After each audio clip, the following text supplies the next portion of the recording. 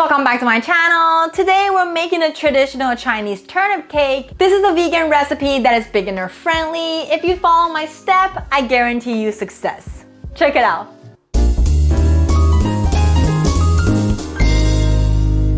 Hi new friends, this is Erica here. I'm a Taiwanese citizen currently living in America. Cooking and traveling is my passion, so I'm here to share with you my favorite Asian recipes. On top of that, I also make videos talking about food knowledge and the history background of the dish on this channel, so if that interests you, please subscribe and keep watching. It is almost Chinese New Year! The first food I wanted to eat during Chinese New Year is definitely the radish cake. People also call it the turnip cake. The radish cake is a very commonly seen dish on a dining table during Chinese New Year. Some families like to make them from scratch by themselves, and some people like to buy it as a gift box to give it to their friends and relatives during this holiday. Why is radish cake such a popular dish during Chinese New Year, you ask? Because in Mandarin, cake and hi have the same pronunciation, which give the radish cakes a congratulatory meaning such as wishing you a successful career and prosperity. The radish cake is particularly popular in Taiwan during Chinese New Year because in Taiwanese, the radish cake pronounced as Tai Tao Gui, which its pronunciation also means good luck and good fortune, so it's suitable for New Year's wishes. The radish cake is also very popular in Hong Kong. A lot of restaurants sell turnip cake in Taiwan are actually the Cantonese flavor. The biggest difference between the Taiwanese and the Cantonese radish cake is mainly about the ingredients. The traditional Taiwanese radish cake is just pure radish cake. But the Cantonese style radish cake is richer in flavor and filled with dry shrimp, preserved meat, and mushroom, etc. I also really love the Cantonese flavor radish cake, but today we're making a simple Taiwanese version because with other ingredients involved, it is harder to measure the moisture content. As a result, it's easier to fill. So today I'm sharing with you the most simple radish cake recipe with only 4 ingredients involved. We'll do it together step by step, but let's start with looking at our ingredients today, shall we? Here's all the ingredients that we'll need for today's radish cake.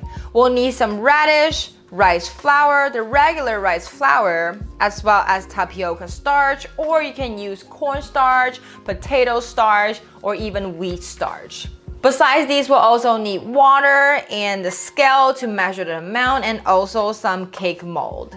The ratio between the radish, flour, and water is very crucial in the turnip cake making. Simply put, we want 4 parts of radish with 2 parts of water and 1 part of mixed flour. And within the flour mix, we want 3 parts of rice flour with 1 part of starch, whatever starch that you're using. I'll be showing you how to measure in detail later. First things first, let's take care of our radish. Wash your radish well and chop off the top. And then cut it into 3 so it's easier to peel. The radish skins look super thin, but the outer layer that connects the skin is more bitter. So besides slicing off the actual skin, we also want to slide off the bitter part, which I like to cut off around 1/8 of an inch thick like this.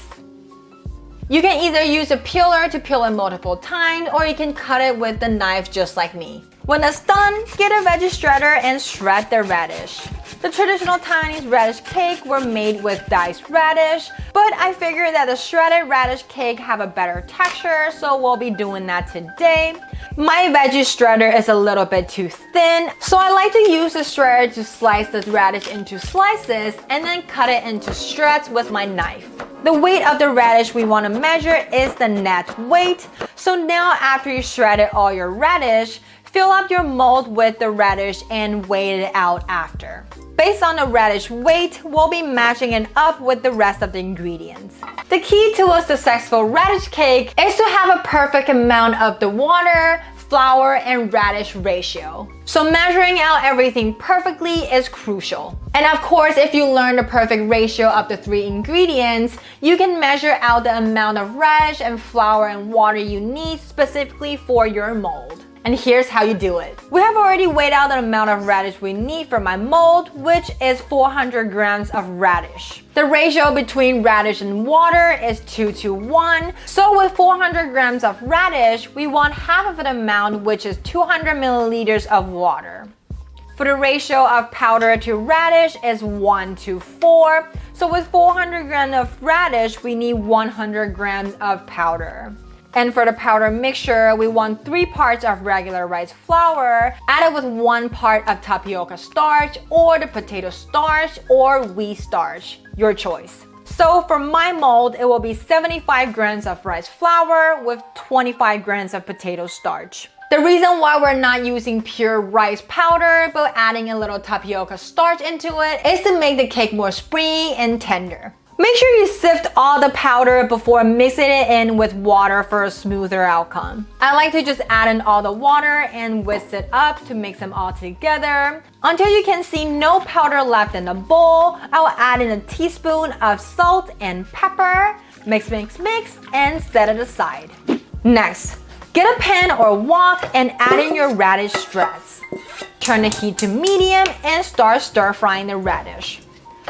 Besides the batter has been seasoned, we want to also season our radish with 1 teaspoon of both salt and pepper. The main flavor of the radish cake will come from the dipping sauce when we're eating it, so here we only need a minimum amount of seasoning. The reason why we want to stir fry our radish is first, to enhance the sweet flavor, and second, soften up the radish shreds so the texture of the radish cake will be softer and smoother. Here you can see that before frying, the radish is crispier, and after around 12 minutes of stir frying, the radish will start to turn a bit transparent, and when you pick it up, it's kind of like a noodle, it will wave around like this.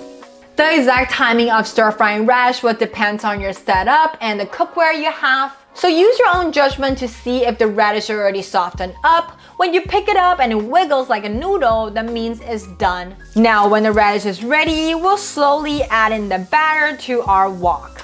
Don't pour it all at once because it solidifies really fast, and continuously stir the mixture to ensure you don't produce lumps in your radish cake. Keep the heat on medium-low and keep on stirring until the mixture becomes gooey and sticky. As soon as you cannot see any liquid in the batter anymore and you see that the radish cake is starting to solid up like this and the mixture is almost turning into a dough, it's done. Turn off the heat. We don't want the mixture to be too watery or else it won't solidify, but we also don't want to cook out too much water or else the cake will be more dense and lose its softness. Now, get your mold and coat it with some olive oil. If you have baking paper, you can also cover the bottom with it to prevent sticking. Pour in the mixture and bump it on the table a few times to force out the air. Then get another baking sheet on top and use a spatula to flatten the surface. Now put your turnip cake into the preheated steamer and turn the heat to medium-high and let it steam for 15 minutes. Just make sure there's enough water for it to steam for 15 minutes. If your cookware is not big enough, you can also add in boiled water in the process. The radish cake has to be steamed first to keep its shape, and then we can cut it into slices and pan fry it later. Now the time is up. Open up the lid and poke your chopsticks into the center of the cake. If you can pull out with clean chopsticks, that means it's done. But if not, just give it another 10 minutes of steaming, you'll be good. I like to put my radish straight into the fridge for at least 2 hours to cool down, so later when we slice it, it's less likely to stick. 2 hours later that the cake is all chilled, take it out of the fridge and we can finally slice it. If your radish cake is still a little bit sticky, you can also coat your knife with a little bit of olive oil to prevent sticking. I like my radish cake to be around 1/2 inch thick, so I'm gonna do that, but be my guest, do whatever you want. Keep your leftover in a plastic wrap or a container and then put it back into the fridge. If you don't use a wrap or a container to prevent the water from evaporating, the texture of the radish cake might taste bad the second day. If you store it right, the steamed radish cake can be kept in the fridge around 3 to 5 days. If it's not necessary, don't ever put your radish cake into the freezer because the texture of the radish cake will change in the freezer. Whenever you're ready to eat them, heat up a pan with a lot of oil. Wait till the oil is hot, add your radish cake, and pan fry it with medium-low heat until both sides are golden brown, like this. And done! The traditional Taiwanese radish cake is ready. Wow, it looks super delicious. You can smell the radish of the aroma when you're pan frying it. If you like a more charred and crispy radish cake, you can add in more oil for frying. If not, a little bit of oil to keep it from sticking on the bottom is enough. When you bite into the radish cake, it's almost crispy on the outside and super smooth and springy in the inside. If you never tried a radish cake before, give this recipe a try. It is a great twist sometimes if you're tired of eating rice or noodle. Now, while we're enjoying this radish cake together, let's learn how to say it in Chinese.